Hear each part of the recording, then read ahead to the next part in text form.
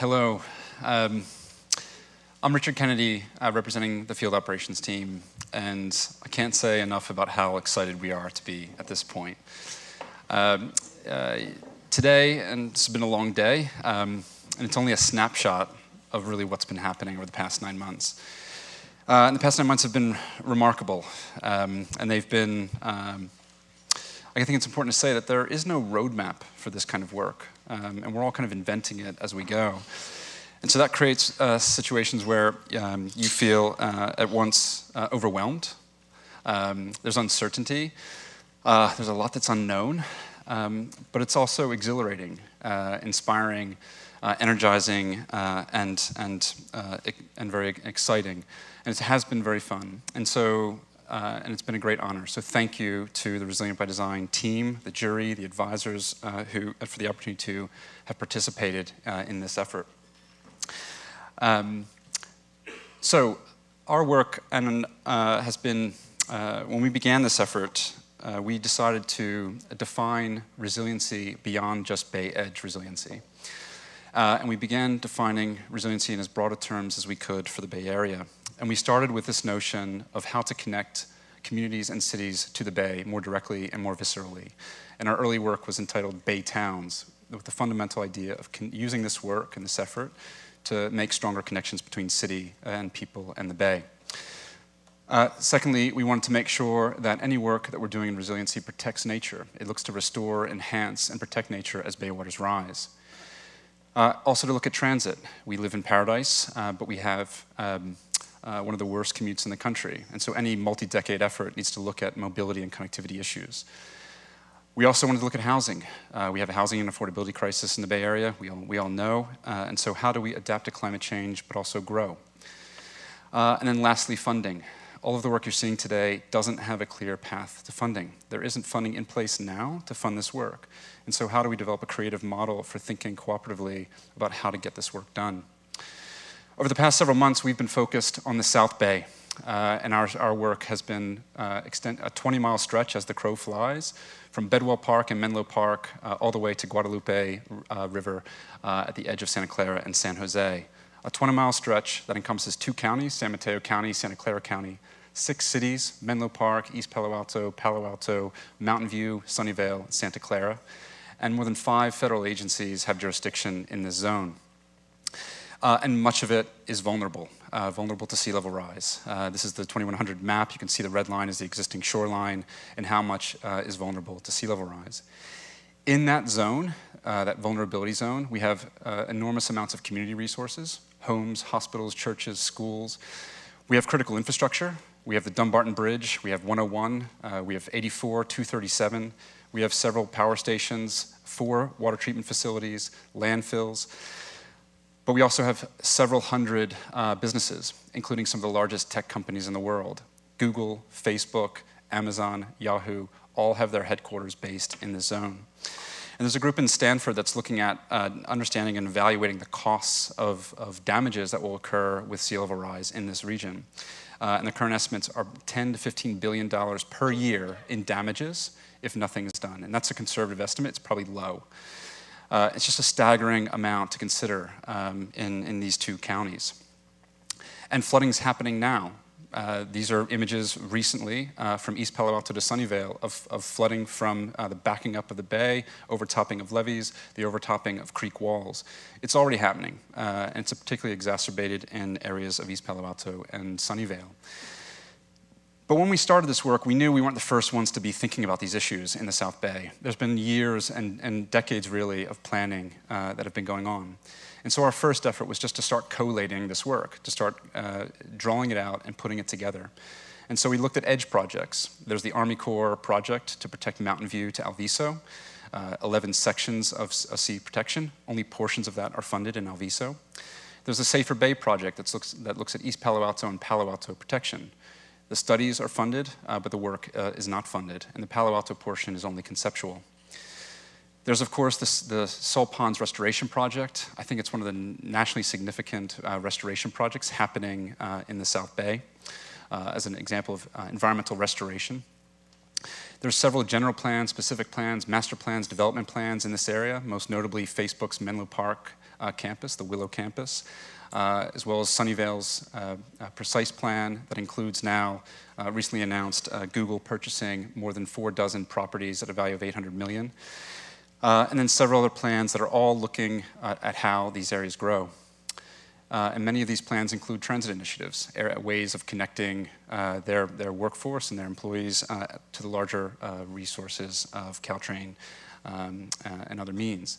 And this plan includes BRT, light rail, busways, even a vision to re-energize the Dumbarton Crossing to connect Caltrain across Redwood City to Union City across the bay. But what does the effort of combining all of these achieve? Can we identify gaps in the thinking where there's vulnerabilities or missed opportunities? Can we achieve more benefits by simply combining them and seeing what cohesion can create?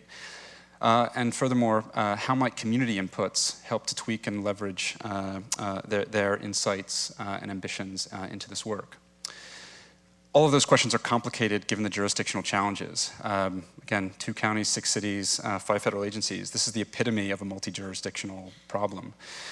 And so we set out, again, there's no roadmap for this. And so we set out as a team and just started working with the people who are dealing directly with flood management issues today.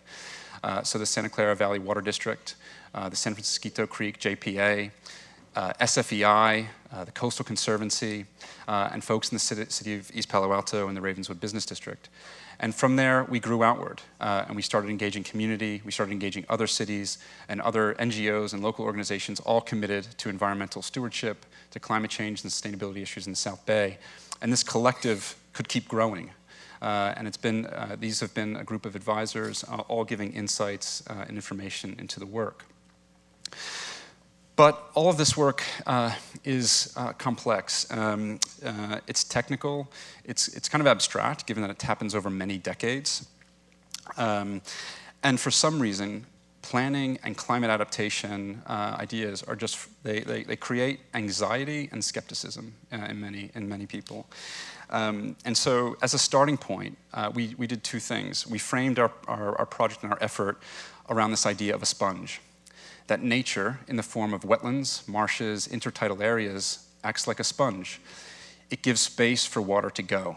It gives space to water to release, to disperse, to collect, to filter. And the South Bay is the Bay Area sponge. Historically, it was the sponge of the bay. The tidal waters and bay waters would slosh up in the mudflats of the South Bay, commingling with waters from the hills, and creating this mucky, muddy territory that was in many ways a sieve for water. But much of this has been filled in. There are some remnants remaining, and the Salt Ponds is trying to restore this, but much of it is gone. And so that cushion or that absorptive ground is diminished. The second thing we do is do a bit of a Flood 101 exercise. And this is mostly for community members who are just beginning to understand what's going on. And so we took a prototypical example of East Palo Alto, shown here, where you have residential community single-family homes right at sea level. Their finished floor elevations of their homes are right at sea level. And their levee is unreinforced and too low. Flooding is going to occur in communities like East Palo Alto, and East Palo Alto is only one community around the bay that is like this. Flooding is going to occur because of higher tides and higher waters in the bay, and then storm events that come down from the hills to the low-lying areas, the communities and towns on the bay, and there's nowhere for that water to go. And so low-lying levees are overtopped with wave action, commingling now with stormwater coming from the hills and through cities. And so that's where the sponge comes in. It gives space for this water to go. On the town side, it gives space for the water to release, to disperse, to collect, to filter, and ultimately percolate and slow down.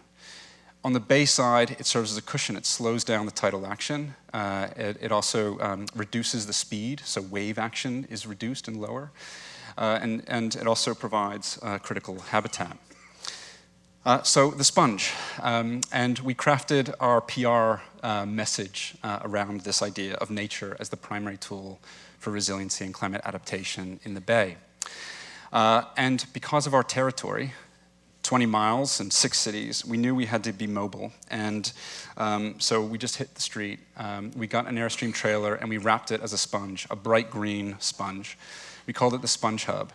And for the past dozens of weekends, Saturdays and Sundays, we went to any farmer's market, high school sporting event, or church where the people are congregating on the weekends.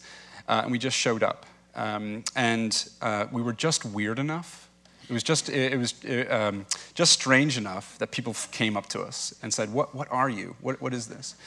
And we handed out flyers to public meetings, but we also had panels to talk about sea level rise. We had individual panels for each city in our study area.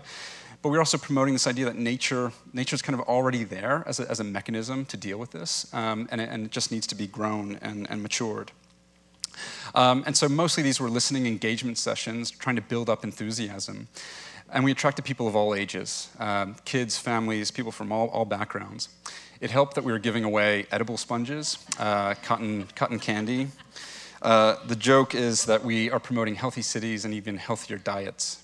But we're bringing people, it's the strangeness of the hub, the cotton candy technique, it's just disarming. And so we just had kind of open conversations, and minds were open, so it was no longer just about the anxiety and the skepticism. We've had public meetings, and they've been remarkably well attended, given the remoteness of some of the places that we're in. And our lesson, and one of the things that we've been doing in our public meetings, is just to try to find as many ways to engage people as possible, as many ways for them to communicate and give us feedback as possible. So the public events have been mostly listening sessions, where we're hearing insights, hearing anxieties, hearing worries, but also ambitions. We have things like voting panels where we can ask about what they'd like to see in any Bay level improvements. We tally that input so we can understand how the community's interests lie. We do free-form, we call the graffiti wall, so random thoughts can be collated and collected. We also made sure that we have activities for children. This is partly so that parents would come to the events, but also because children are the next generation of voters that are going to ultimately be supporting the next several decades of this work. And so we created these sponge tubs, big hydroponic tables, 20 feet long, filled with melting ice, and then different forms of sponges. And it's just a really haptic and immediate thing. It just connects just directly and immediately. Everyone can get that the pool noodle doesn't do anything to soak up water, and the kitchen sponges and the sea sponges do. And effectively, they're collectively building a big horizontal levee. And so there's a direct connection between what we're talking about as nature and how they're manipulating it in the exercise. So we're just trying to build curiosity, awareness. There's an educational aspect to all of this, enthusiasm for more. And indeed, we've joked too, we've had to turn off our phones in the past few weeks to get things done because there's so much interest in just this message alone, in having it be a part of curricula, a part of just general community discussions. And so similar conversations have been happening with various agencies, the Water District, City of Sunnyvale, City of East Palo Alto staff, talking about these various initiatives and how they can start to accumulate. When we heard the word sponges, we thought of sponges. But naturally, it's the sponges that's so important. And I learned the beauty of the work the sponges do to protect the community. Dee Uhila, Mama Dee, is the epitome of a skeptic. And she has really come around to be a major supporter of the work that we're doing in East Palo Alto. The whole ambition here is, and understanding behind this narrative, is that we do believe that we need to have hundreds of thousands, if not millions of people supporting this work. We also joke that we need to be as popular as SpongeBob. We certainly need to be the most popular sponge in all of California. In order for this work to be funded, that's the kind of level of enthusiasm and support that we're going to need. And so taking a cue from SpongeBob, we have 5 tickling tales for the South Bay sponge. Number 1, the soil swap. This is a simple exercise to take soil from one place and put it in another.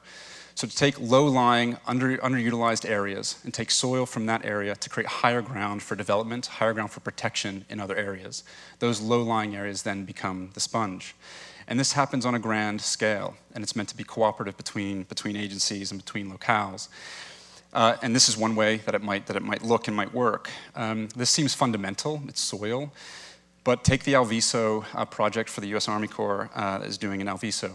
That is a funded project. It's permitted. It's ready to go.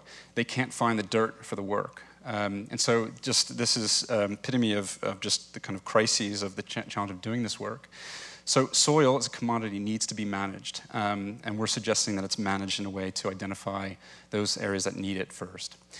And the idea is over time to assemble a resource for the whole. So this protective edge becomes the regional park, the baylands, parklands, that connects many existing parks today, so Bedwell Park and Bixby Park, Shoreline Park and Mountain View. They become the major backbone for what is a continuous shoreline park here, but also a protective system for the community. Second is the land use swap. We also say that Silicon Valley, the least innovative thing that Silicon Valley does is urbanism. And so we take low-density, low-lying areas of Silicon Valley, and we de-densify it. And we transfer those development rights to its adjacent areas to create higher density, to create mixed density, but also with green initiatives in those areas. And so you have a denser, greener, and more transit-oriented form of urbanism. Again, this might seem radical, but just take a case in Sunnyvale. Google has just recently purchased more than 4 dozen properties in Sunnyvale Moffett Park alone, over $800 million in property, and they have over $1 billion just in leases within Moffett Ames campus. So this is an unprecedented point, and I'll lastly say that Google has an ethos. They're looking to build a campus that has environmental, ecological values that matches a lot of what we're talking about. So it's just an unprecedented moment of time to start making the adjustments to land use here. So the swap occurs to create higher density zones and with mixed uses, all tied to these transit initiatives, light rail, bus BRT, tying back to Caltrains and the region. Third is the sponge. So we identify low-lying areas for soil, we do the land swap, and that creates the ground for the sponge. So these low-density developments, low-density recreation, there are many golf courses along the bay. They become the opportunities for a new form of amenity for the region. Absorptive, but also very flexible forms of infrastructure to manage more water. And this also happens then on a big scale. And each watershed now has extensive amounts of sponge to provide space for the water to move and disperse. Fourth is the creeks. We take what are typically channelized creeks and we widen them. We widen them and give more space for water to roam, so we increase the capacity of the creeks. We also soften their shores, so we slow water down and create more biodiversity and habitat. And we do this 11 times, 11 creeks between Menlo Park and Santa Clara. So we take typical channeled sections. This is an example on the top of Sunnyvale East. The Santa Clara Water District has a project permitted to create flood walls on either side of the creek. They're 8 feet tall above existing grade in some places. This is to manage fluvial flows, so storm events, not sea level rise, although it is tied into a sea level rise elevation on the bay. This is permitted. It's ready to go, shovel ready. We're suggesting to alter that format and to give a wider section. So increasing capacity, softening the shores, creating biodiversity, creating bikeways and running trails to connect out to the bay trail in the bay. So towns are now more connected to the bay as a resource. Simple enough, but also kind of radical because this project's already going. 2 weeks ago, Google signed an MOU with the Water District to begin prototyping this very thing for a portion of Sunnyvale West Channel where they've recently acquired properties. So things like this can happen and should happen even more. The creeks are one of the main mechanisms to be dealing with flood issues for our region. And so each of these creeks are widened and they merge with sponges on the shore to create micro deltas, where these are much more dynamic and intertidal areas mingling on the bay edge. So this whole assembly of the soil swap, the land use swap, the sponges, and the creeks creates a new form of urbanism in a way in the South Bay, but really just a new way of living with the bay and living with water and our natural resources. What does that mean for East Palo Alto? East Palo Alto, this is an image of East Palo Alto today. Low-lying levee, unreinforced, and communities that are vulnerable. The new image has an idea of the newly protected edge, so a continuous bayside parkland and bay trail protecting the communities beyond. New connective corridors, so new streets through the Ravenswood Business District, now reimagined as a mixed-use commercial and residential district. This type of work can happen, but it can happen in a way that still resonates with the place. And so building on community resources that are already there. And so this can be transformative, but also very resonant with each particular locale. There's lots of details that are embedded in our thinking as we start imagining the places, details and features that are inspired by what we've heard from the community. These are the kind of things that would only continue to advance and grow as the work evolves. So Bay Trail to provide connectivity and linkages out to the bay to enjoy the scene and to enjoy nature with amenities along it for families. Spaces for recreation, spaces for families to picnic out and enjoy what is remarkable. Being out on the bay is why we're all here. For Sunnyvale Moffett Park, we're a bit more radical, and this is partly inspired because of the growth and scale that Google is evolving, but also because of the untapped potential of Moffett Field. So here's Moffett Field today. Quite open and with only limited types of uses and amenities for the region. Reimagined as a new mixed-use community and development, all buttressed and protected by a very flexible, adaptive, porous, and absorptive form of infrastructure in the sponge. So a much more green form of growth. And so we can continue to have the aeronautic and aerospace research. We can continue to have the technology industry grow and thrive, mixed now with housing and higher density development, all set with a much greener, ecological, absorptive, and adaptive framework. So Sunnyvale Moffett Park, this is North Sunnyvale. This is the epitome of Silicon Valley conditions, Silicon Valley urbanism, made to be much more soft, more green, more interconnected with trails and greenways and bikeways, creeks that widen and soften as microdeltas on the shore. And so creeks are now widened, water's allowed to flex and give. They become amenities now for connections out to the bay. Microdeltas with trails and access ways, creating this dynamic and very porous type of infrastructure. And very haptic, tactile experiences are possible here. And so this idea of the sponge is a framework that works at the level of human experience. It works at the scale of the city, and it works at the scale of the region. So all of this effort and work is trying to produce protective projects that make communities more resilient and that achieve multiple benefits. So all of this work can accumulate to new forms of protection, new forms of nature, new trails and connections to the bay, connections to nature, improved commuting and improved mobility, as well as increasing housing. But that leads us to the fifth and final story, how to get it done. Particularly given the multi-jurisdictional scenario and setup. And so if projects were to proceed as normal, you might have a scenario like this, where each municipality or each project would go through and try to secure funding. And if you have multiple cities, multiple projects, all going for the same work, same funding, Measure AA or Prop 68 if it passes, there's no then guarantee that the work will get done, that it'll all accumulate to some larger whole. But particularly, there's no guarantee that the most vulnerable and the least resourced communities, in this case East Palo Alto, will ever get their work complete, because they have less resources to be mobilized to get the applications to achieve this work. And so rather than the kind of one-for-one approach, we're suggesting that there's a much more cooperative model in the way that the municipalities and cities and districts work.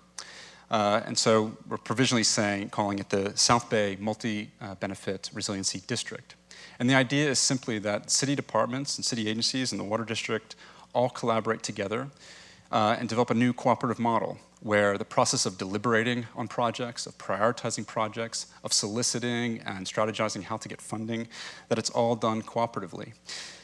We're calling it a district with the idea that the district might afford additional forms of funding in the forms of special taxes, but it could also just be a simple MOU where the projects could assemble over time, starting in East Palo Alto and then growing inward to connect and build the whole framework. All logical and part radical in its scale, but if it doesn't happen, if this cooperation doesn't happen, we're looking at the scenario of the damages and losses to value, but also to lives will occur. So the South Bay Sponge, it's meant to be a cooperative vision to get us all on the same page. With a vision that is about creating a resiliency framework that works at the scale of the region, the scale of the city, and the scale of human experience. The South Bay Sponge. Thank you.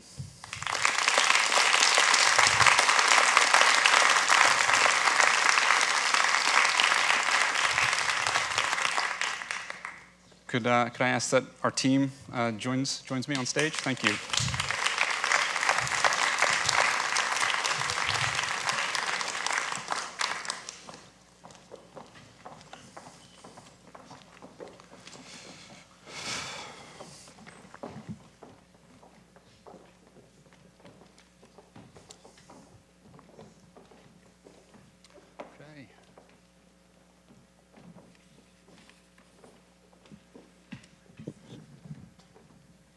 I love the metaphor of the sponge, and I'm still concerned about whether there's enough sediment. The soil swap, the land swap, those are both very creative approaches. The efficacy of these natural sponges is a function of their elevation and how much they get exposed over a tidal cycle. Have you looked at the sediment budget with the soil swaps and land swaps and opening up some of the creeks? We have in part, and part of the reason that we're talking about soil as a kind of strategy is that it obviously is just an imperative to be looking at material on a big scale. And so we are calling it soil swap versus sediment swap in terms of the way the overall shaping of the freshwater work takes place. But there is an underlying idea that sediment in the bay is another resource to be applied here in the building up of the horizontal levee portions, in the building and the supporting of the salt ponds restoration work. There is at the moment a large amount of sediment, and there's a large amount of funding that's being spent to remove sediment and put it offshore. And so the sediment logic would be embedded in the soil swap management project. We're showing it here in the freshwater system because it's more strategic in terms of setting up the freshwater component, but as well as triggering the land swap, which is also an important adjustment that would need to occur within each city. Hi. I like also the idea of the sponge. I think it's a multidimensional concept. Even your team was a kind of a sponge, absorbing the perceptions and the needs of the community. But I would like to know more about the role of these technological companies in the process of resilience, because you were in your group of actors. They are mainly the cities. I would like to know if you are thinking in a new level of public-private partnership with these very impressive companies. I would like to know if you are thinking in contributions beyond their properties and beyond their taxation. In that collective, there is a key part of that was Google, and so all of our work throughout the process has been has been shared openly with Google. They've participated in many workshops along the way. It has been a more unilateral approach in that we've done all the sharing, which is fine. We didn't have to sign any NDAs. We're fine. But basically, it was we came with our vision, and the vision that we were kind of building with all of our community inputs, and we presented it and shared it, and it just it registered and aligned, and it was, we thought it would be a more of a you know, you're cold, but it was you're on the right scent, and so there's a lot of endorsement to keep going, and see it through. So the next question is, where does it go from here? Our feeling is that Google actually has an impressive vision for how they're assembling and thinking about their campus. I mean, they really do. They are trying to change the model of how urbanism works and how they grow. So it is an important time to leverage that.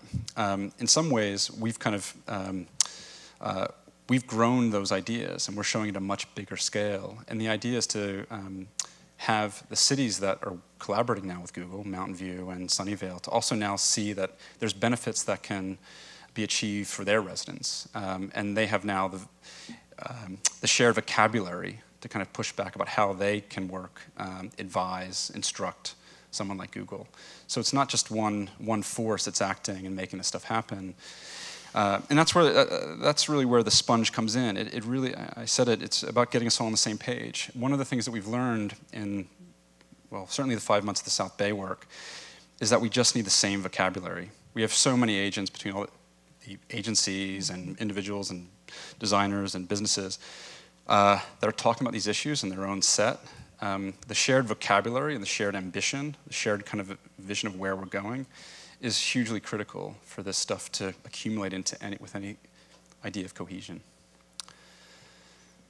Thank you very much for your presentation. I really enjoyed it. I thought it was both thoughtful and clever, and building on a lot of existing knowledge in great ways. And I'm an advocate, so I'm going to put my advocate hat on for a moment. And this sort of brought up a bunch of thoughts for me. I think the point about the flooding that is happening now is extraordinarily important. And we kind of gone by that really, really quickly all day. And last night at our book signing, there was still this sort of thinking like it's not happening yet. It's happening now. And I think that as an advocate and as a way of building urgency, lifting up what is happening to people's lives right now is very, very, very important. And I think that the engagement strategy used, the trailer and the sponge metaphor, and it's just super cool. I think it's really exciting. I could think of a number of ways to kind of put that on steroids. And there is well, maybe two last comments and a question in there. What is really making me nervous is the profound power imbalance in this area. It is so right there. It's wonderful that a very wealthy company like Google can do something really transformational with their own property. And yet, the slide you showed of the various unfunded projects, that should be shameful. That should be seen as shameful. With the amount of wealth that is in this area, maybe that's a little shaming on a certain community foundation that happens to be in this area with a lot of money that could basically pay for this. But in addition, one thing I really appreciated about your proposal here is the district idea, and that the idea of a cross-jurisdictional cooperative model, maybe that is a opportunity to level some of the playing field or correct some of the power imbalance. And I wonder, did you all talk about, like, is there criteria that could be used that it would ensure fairness, that ensures that it's not just the corporate players who benefit from the actions, but it's the people who are living in these areas who are personally threatened? So, well, that's... Sorry, that's a lot. That, well, it's all well framed. I mean, that last question, that last point, is exactly why the collaborative, cooperative model is needed, because it seems that people are talking with one another. You have folks at the JPA are talking with the water district. People are connecting the dots, but not everyone. Not every cities don't know what other cities are doing along the bay. They might know where they are in their planning, but they don't know where their neighbor is. And so the simple act of just getting people together, and we've been in many ways over the past 5 months the glue. Some people are already bound by the shared efforts. The city of Sunnyvale and the water district are very close, but we've been a bit of the glue. And we're one agent, and so the idea of joining everyone in a more cooperative framework is to start having them deliberate on those priorities. Our feeling is that if there's limited resources, limited soil, it should go to the lowest lying, most vulnerable areas first. And so our sequencing, I blew past it, but the idea is you identify those most vulnerable places, and they that are, of course, trying to achieve multiple benefits, and you start there. East Palo Alto is the obvious one. It's through its EIR, it's ready to go, it just is waiting for additional support. And so that's one of the mechanisms that this work can continue, is that our engagement process has been effective, and it's a way of enriching these conversations. So it's not just about the flood protection, but also the benefits that the whole region starts to achieve. So the answer is that the process needs to be set up to come with the clarity of that criteria. So we follow on that. I mean, it's kind of everybody's in it together. I mean, so the question, which I'll say something else before you answer, if you don't mind, is how dependent is it on the levee? How important is that, and then how technical does it become, because how many gates are there, and how many pumps are there, and who operates and who maintains, and what's the authority that comes into all this? The levee comes with clay, not muck, so now you're starting to have interbasin transfers, or you're bringing it from somewhere else, and then there are big holes in the ground made everywhere else. But I think this is really an inspirational project, Richard. It reminds me a little bit in a strange way of the Big U, because it's branded. It comes branded, which is useful. It's got the component of this possible to pay for, because you've got the wealth there to pay for it. But it has the potential also to spread some of that benefit to the poorer communities adjacent, instead of just being around Wall Street. So you have a social model here as well, and you have these tech companies. But I've asked you two or three things, but just how technical is this thing really to assemble? Because it starts out as sponge, but it really is levees and gates and pumps and those things too, which are authorities, and then how does that all play out in the landscape? Well, that's right. There are levees as a part of this work. The overall, but it's an assemblage. There's part of levees. There's freshwater, these microdeltas where the levees actually opened up. So some of those microdeltas have quite wide territory where there's breaks in the levee, and the overall length of levee is much shorter than the Army Corps current environmental studies are showing. But it would be technical. There would be areas that would need infrastructure support, the management of water and the management of some of the sponges and ponds. For Santa Clara, that would be the Santa Clara Water District managing those. But for the East Palo Alto, Menlo Park, they would need to learn from those models and work with San Mateo County to develop similar techniques. And the idea, what we're seeing, is that it's all something shared. And so there's some model where they're all coordinated together, and it's all one hydroelectric system. So it would absolutely need to be worked out at that level, and to ensure that it's not just each municipality that's collaborating to get it done, but then having to manage it independently. It'd have to be some... It goes back to Hanks. How many water boards were there? Exactly. And how many water boards are there? You know, after Katrina, there became one water board on the east side and one water board on the... So this is the social politics, the design politics of the whole thing, which is also a powerful way to get people to understand their mutual condition. But they need the framework to be working towards, and that's where it comes in. Yeah, and it's... Thank you. Because I was listening to the questions, but your presentation, thank you very much also for the work. The sponge is like the broker in this. But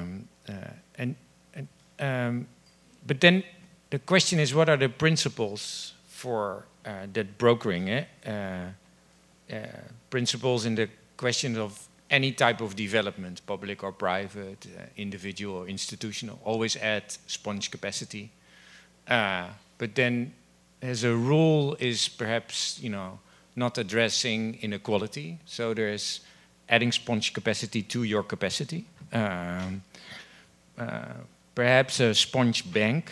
In a way, you swap land, but how are you going to do the trade of swapping the land? So you need, perhaps on the scale of the district, a bank as a way to actually, deliver the trade-offs. And then in those principles, you can build in equity, inequality, environmental justice, and so forth. So next to your sponge part, there are other principles that are critically important to deliver this resiliency capacity of the region. You can easily use the sponge as a broker to add to that. That collaborative force is addressing the full scale of it, and the moment you start to join that coalition, you actually you sign that agreement that you're willing to address it. I'm not sure if that goes beyond the design part, but it is critically important if the design wants to be successful in this part of the region. So. Well, that's all. I mean, it's an oversimplification of what you just said. But the whole notion of why we're pairing multi-benefit and resiliency is that we're implying that there is more than one criteria. Right. It's not just creating absorption and creating flood protection. That criteria could be more explicitly stated, but the idea is that that's to be defined about whether it's about equity, if it's about recreational access, if it's about mobility. And so individual projects, depending on the component, the creeks are evaluated differently than the sponges, and the individual zoning and development improvements.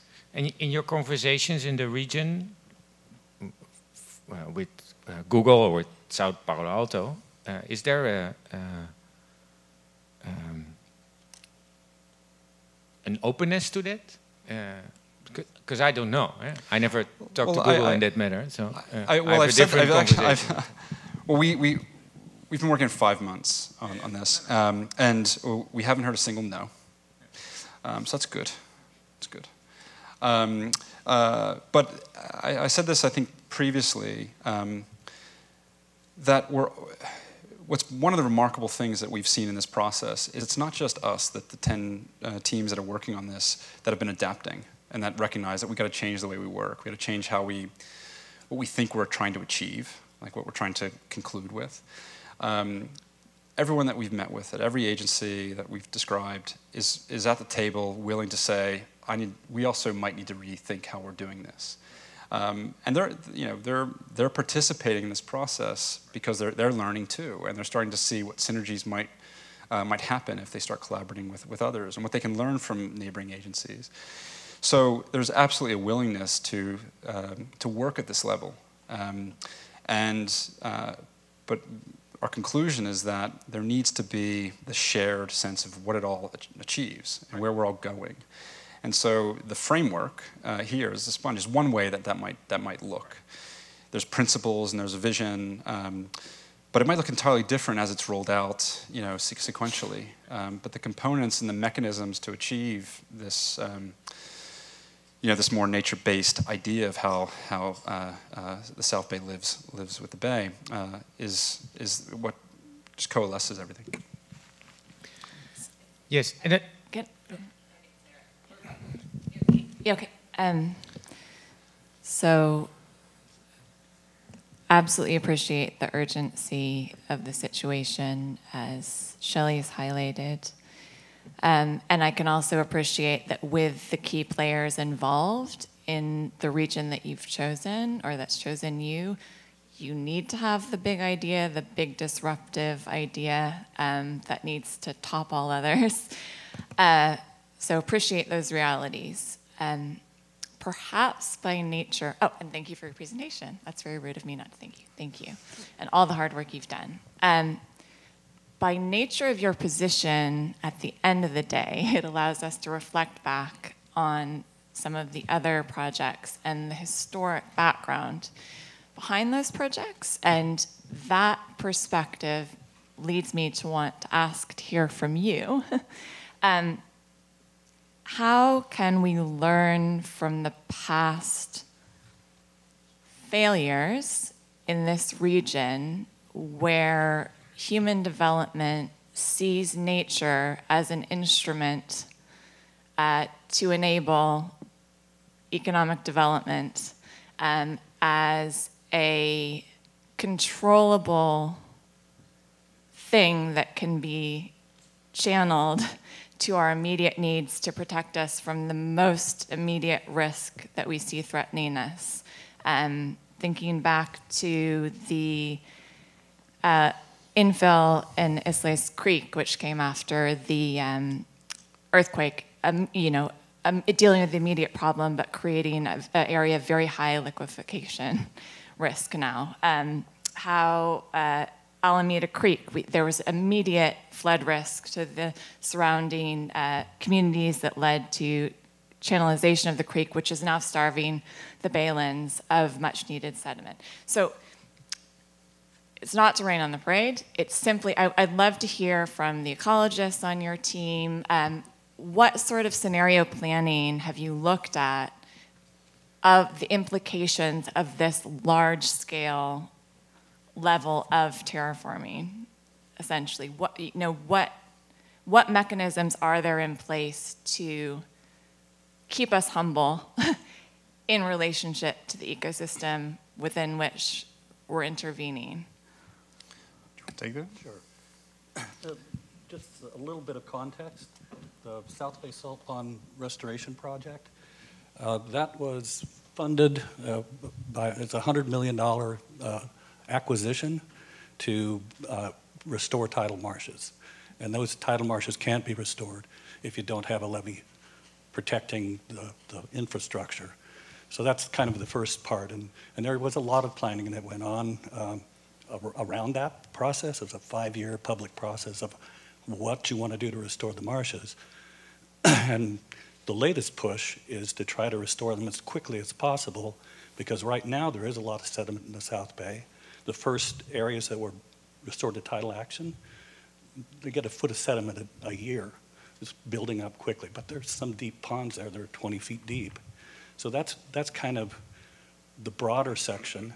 And then Safer Bay, as we talked about, that's another, it's still in its infancy, but it's to restore, to be able to restore more of the tidal marshes as well.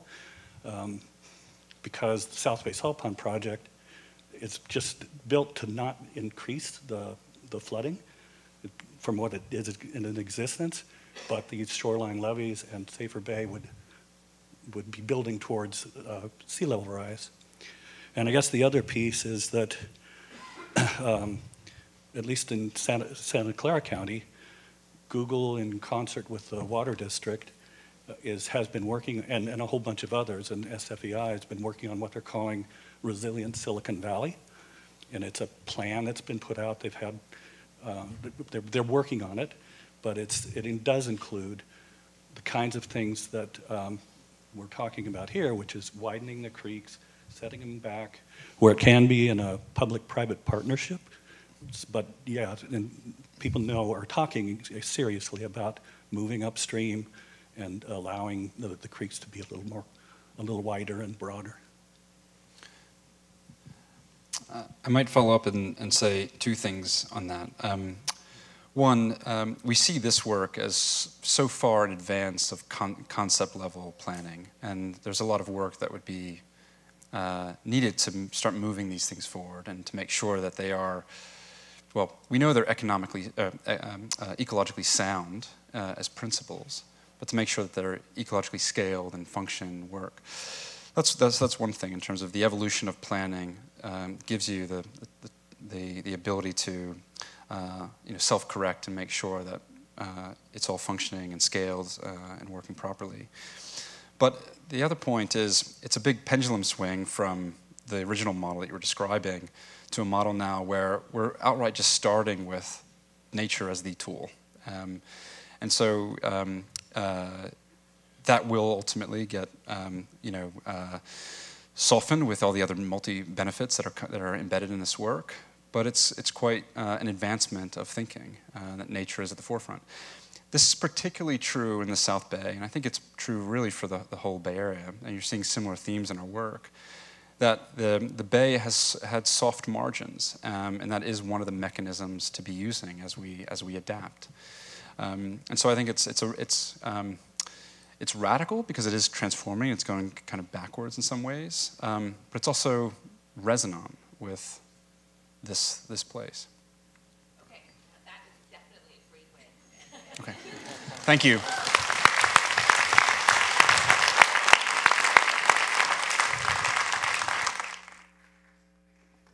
All right, I'm going to close this out. I'm Allison Brooks, and I'm Executive Director of the Bay Area Regional Collaborative, and I chair the board of Resilient by Design. And I'm feeling, well, one, I know I'm between myself and a cold, refreshing beverage, so I'll try to be very brief. I'm feeling a couple things. I'm feeling inspired, and I'm feeling incredibly thankful. I'm thankful to the teams and all the incredible effort and your adaptability that you've shown throughout this process, so thank you so much.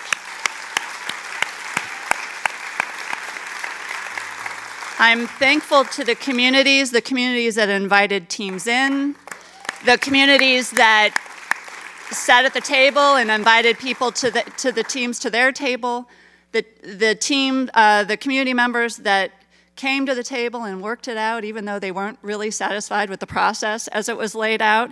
And I'm just so thankful. I'm thankful to the jury for your incredible insights and the attention that you've given to all of these wonderful presentations today.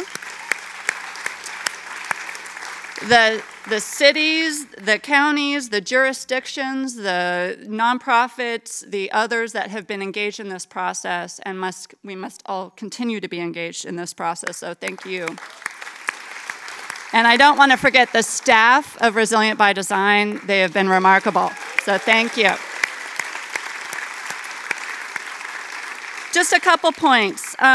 You know, this is inspiring. This is how we need to work together and continue to improve upon the way we work together across disciplines, across perspectives, to solve these incredibly big problems that we're facing. And I think the model for this was interesting in that we had public sector resources, but also philanthropy to help be that instrumental resource that Shelley brought up about how do we support this kind of engagement, this ongoing engagement that we all need to get better at, and this new model of engagement. I think this is something we need to continue to work on, and we're all continuing to learn. We are all enriched by working together and being at the table together and learning from each other, and how do we continue this path forward. So hopefully, you know, we're all learning something from this, and tomorrow, we have an opportunity to honor and celebrate this journey and this experience we've had together and start to talk about how we're going to keep this going, what we've learned, how we can start to think about these next steps and how we take these big ideas and start to implement them as a region and in our communities. So hopefully everyone will come tomorrow and have fun. I think it's also important to have fun as we're going about this business. So thank you again. Thank you for everyone. This has been an incredible day. And let's just keep going. And thank you again. Oh, one other point. All the designs will be at the Metro Center, my office at 375 Beale Street, starting next week. So you can come and check out all the boards or send people to the Metro Center to check out the boards. They will be available for you to review. And we're all going to go out and maybe enjoy some beverages afterwards. So everybody should join us after this. So thank you.